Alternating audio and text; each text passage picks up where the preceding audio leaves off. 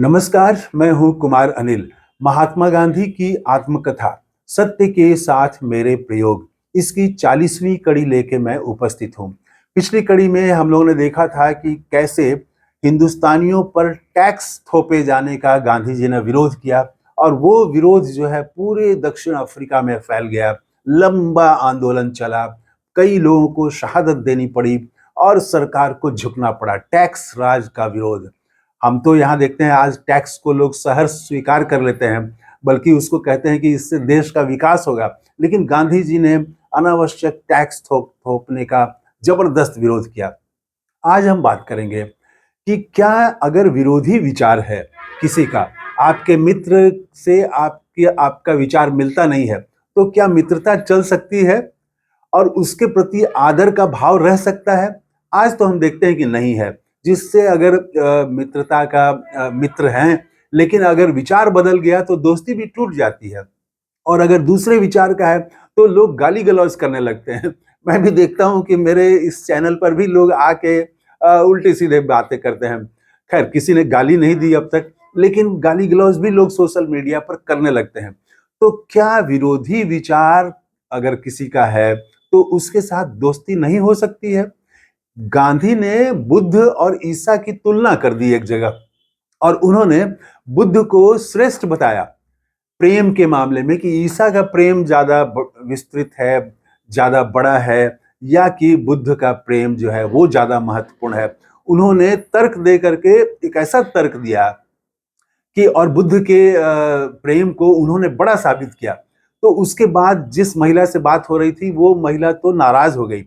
तो उसके बाद लेकिन क्या हुआ, आज हम इसी पर बात करेंगे। तो देखिए, गांधी जी तो वहां दक्षिण अफ्रीका में एक तरह से रच बस गए वहां पर, और वो वहां हिंदुस्तानियों की सेवा में लग गए। और वो तरह तरह के वो, अब तो गिरमिटिया मजदूर भी आने लगे थे। आंदोलन उनका भी, उसका उनके आंदोलन का भी वो नेतृत्व कर रहे थे, और मताधिकार की रक्षा के लिए वो भी आंदोलन कर रहे थे। तो ये सब उनका चल रहा था, और ये जो है वो आत्मदर्शन के लिए कर रहे थे गांधी जी। वो लिखते हैं कि ये जो आत्मदर्शन है, सेवा को ही उन्होंने मान लिया कि ईश्वर की प्राप्ति जो है या ईश्वर का दर्शन, ये सेवा के जरिए ही हो सकता है। तो उन्होंने सेवा धर्म को अपना लिया गांधी जी ने। हिंदुस्तानियों की सेवा, तो जितना हो सकता है वो मदद करें, ये उनके जीवन की मतलब मूल बन गया उनका। और वो लिखते हैं कि ये जो सेवा धर्म मैंने अपनाया, हिंदुस्तानियों की सेवा, ये कोई योजना से नहीं किया, बल्कि ये अनायास हो गया।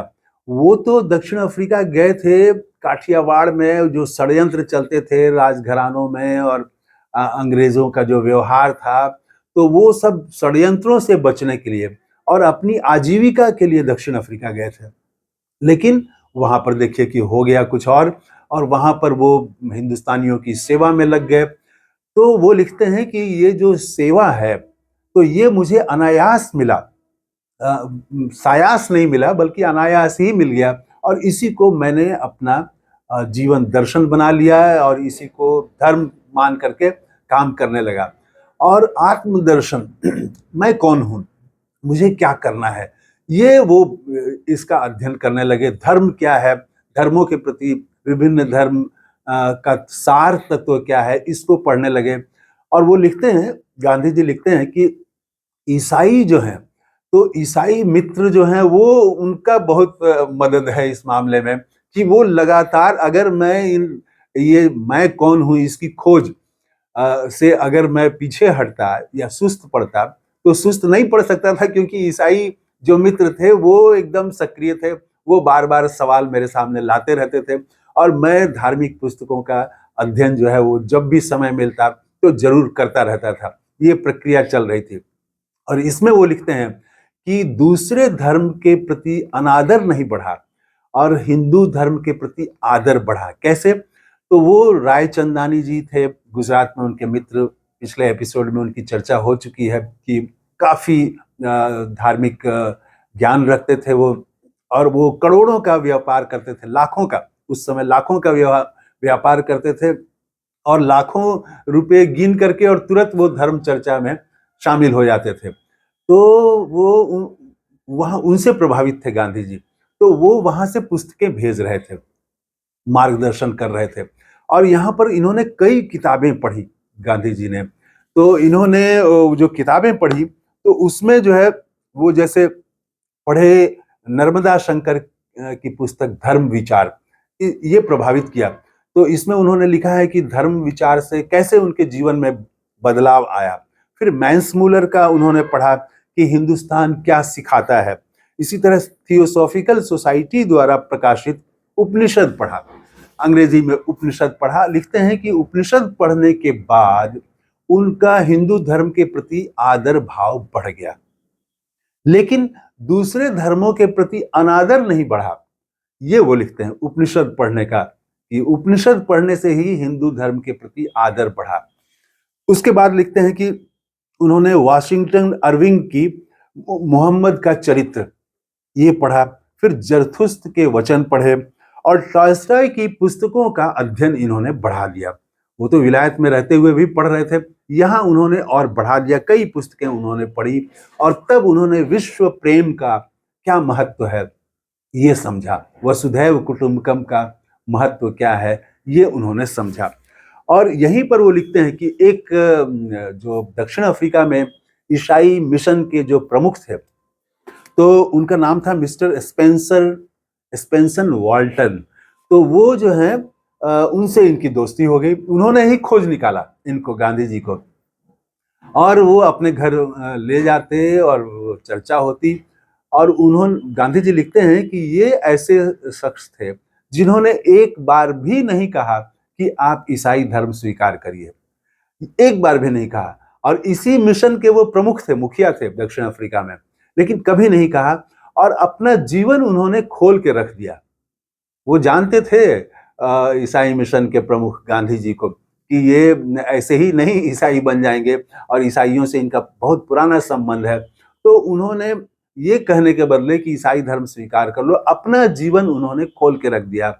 और वो कैसे रहते हैं, कैसे खाते हैं, क्या सोचते हैं, उनकी पत्नी भी बहुत अच्छी विचार की थी, तो वहां पर इनका संबंध बना। और उसी समय ये एक चर्च में जाने लगे, एक गिरजाघर है, तो वो गिरजाघर है वेरिलेयन का गिरजाघर। तो एक और अन्य ईसाई परिवार से मित्रता हुई और वो गिरजाघर, उस परिवार के आग्रह पर ये हर संडे को गिरजाघर जाने लगे।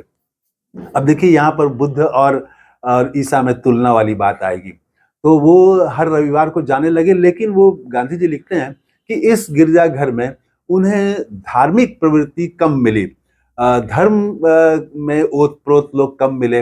लगता था कि लोग छुट्टी मनाने या ऐसे ही मतलब समय बिताने के लिए आए हुए हैं, और वो रस नहीं था यहाँ पर। और कई बार उनको झपकी भी आती तो वो बड़ा शर्माते, लेकिन अगल बगल देखते कि कई लोग झपकी ले रहे हैं तो उनकी शर्म कुछ कम हो जाती। तो ये सब करते हुए, और वो जो परिवार के कहने से जा रहे थे, एक दूसरे ईसाई परिवार के कहने से जा रहे थे, वहां पर उस परिवार ने कहा कि आपको मेरे घर शाम का भोजन करना है। और वो बड़ा अच्छा संबंध बन गया और ये जाने लगे, शाम को उनके यहाँ भोजन पर जाने लगे। तो एक बार ऐसा हुआ कि गांधी जी ने चर्चा, भोजन के समय और उसके पहले तो चर्चा होती है, तो चर्चा में होने लगी कि बुद्ध का प्रेम और ईसा के प्रेम, इस पर चर्चा होने लगी। तो गांधी जी ने कहा कि बुद्ध का प्रेम जो है वो ज्यादा श्रेष्ठ है, ईसा का प्रेम तो सिर्फ मनुष्य से प्रेम सिखाता है, लेकिन ईसा का प्रेम जो है वो मनुष्य के पार जाता है, हर जीव से प्रेम। और एक फोटो तब था, कहीं पुस्तक में उन्होंने देखा था कि बुद्ध के कंधे पर कोई मेमना चढ़ा हुआ है, तो वो चित्र भी उनको याद आया और उन्होंने कहा कि कैसे वो हर जीव के प्रति प्रेम भाव जो है, वो अहिंसा का विचार। तो ये जब इन्होंने रखा तो वो महिला, जो ईसाई महिला थी, वो दुखी हुई, क्योंकि इन्होंने तो ईसा से श्रेष्ठ बता दिया बुद्ध को। तो वो महिला दुखी हुई, इसको गांधी जी ने नोट किया कि वो दुखी हुई महिला। खैर, उसके बाद बच्चों से बात होने लगी, और जहां बच्चे मिल जाते हैं तो गांधी जी लिखते हैं कि वो उनमें घुल मिल जाते हैं। तो बच्चे जब भोजन कर रहे थे तो उनके थाली में मांस का टुकड़ा था, तो गांधी जी ने मजाक किया बच्चों से मांस के टुकड़े पर, और उनकी थाली में सेब था, एप्पल। तो उन्होंने सेब की स्तुति की, सेब का गुणगान किया कि देखो ये कितना सुंदर है, कैसे अच्छा लग रहा है, इसका ये अच्छा है, इसका सेब के बारे में खूब उन्होंने गुणगान किया। तो बच्चे जो है, बच्चे भी सेब का गुणगान करने लगे। तो ये देख के वो महिला बहुत परेशान हुई कि अब तो ये सेब की बड़ाई कर रहा है, बच्चा भी उस बड़ाई में शामिल हो गया, सेब का गुणगान करने लगा, सेब की स्तुति करने लगा। उसके बाद खैर बात खत्म हो गई। गांधी जी अब दूसरे संडे को वहां जाएं कि नहीं जाएं, इस मामले में बहुत दुविधा में थे। उनके पैर उठ नहीं रहे थे, लेकिन उन्होंने सोचा कि खुद कैसे हम न जाएं, तो कहीं उनको बुरा लग सकता है। तो लेकिन दो बातें हो चुकी थी। एक तो बुद्ध को उन्होंने जो श्रेष्ठ कहा था, इसका उस ईसाई महिला ने बुरा माना था, और दूसरा बच्चों में वो फल के प्रति आकर्षण हो गया, मांस उन्होंने छोड़ दिया था। ये बात भी महिला को बहुत बुरी लगी थी। तो इन दो कारणों से गांधी जी को लग दुविधा हो गया कि वो चूंकि संकीर्ण महिला थी, उतनी उदार नहीं थी, इसीलिए वो उसको बुरा भी लगा महिला को। तो अब गांधी जी सोच रहे थे कि जाएं कि नहीं जाएं। तो ये सोचते हुए फिर उन्होंने सोचा कि अपनी तरफ से बंद करना ठीक नहीं है, तो वो गए। दरवाजे पर ही पहुंचे तो वो महिला भीतर बुलाने के बदले दरवाजे पर ही खड़ी होकर के उस महिला ने कहा कि आपने हमारे बच्चों से जो बात की, तो उसका अच्छा संस्कार नहीं पड़ रहा है। बच्चे जो है अब फल मांग रहे हैं, मांस खाने में आनाकानी कर रहे हैं, तो ये इससे मेरे बच्चे बहुत कमजोर हो जाएंगे, और मैं ये नहीं चाहती हूं कि मेरे बच्चे कमजोर हों। तो देखिए गांधी जी ने क्या जवाब दिया। गांधी जी ने कहा कि एक एक माँ होने के नाते मैं आपकी भावना समझ सकता हूं, और ऐसा करते हैं कि मैं अब किसी संडे को आपके यहाँ नहीं आऊंगा। मैं जो हर संडे को आता था आपके यहाँ भोजन करने, ये अब मैं नहीं आऊंगा आपके यहाँ, और इससे हमारी मित्रता पर कोई फर्क नहीं पड़ेगा। बहुत शांत भाव से गांधी जी ने कहा, और उस महिला ने भी बहुत धन्यवाद दिया कि आपका बहुत आभार है कि आप मेरे यहाँ नहीं आएंगे। और उसके बाद वो दो वहां से गांधी जी लौट जाते हैं। तो ये कि जो विरोधी विचार के लोग हैं, उनके साथ भी शालीनता से आप पेश आए, ये उदाहरण है। हम देखते हैं कि हिंदुस्तान में जैसे जैसे धर्म की चर्चा बढ़ रही है, दूसरे धर्म वालों से नफरत की बातें भी बढ़ रही हैं। ऐसा नहीं कि जो बहुत धार्मिक दिख रहे हैं लोग, वो दूसरे धर्म के प्रति कितना अनादर का भाव रखते हैं, और दूसरे धर्म के स्थलों पर जाके नारेबाजी करना, कुछ उकसावे का काम करना, सोशल मीडिया में गाली गलौज करना, फेक न्यूज बढ़ाना। अभी एक डॉक्टर का मसला देखिए आया, उसने मुसलमानों पर झूठा आरोप लगा दिया चोरी का, वो उसके बाद वो पकड़ा गया। तो ये नफरत दिल में जो है, वो नफरत बढ़ी हुई है, तो मोहब्बत नहीं है। तो आप जो है वो किसी भी धर्म के हों, दूसरे धर्म वाले के प्रति, दूसरे विचार वाले के प्रति, विरोधी विचार के प्रति आप मोहब्बत का भाव रखें, उससे भी आप मित्रता का भाव रखें, किसी का अनादर नहीं करें। ये गांधी सिखाते हैं। थैंक यू, धन्यवाद, जय हिंद।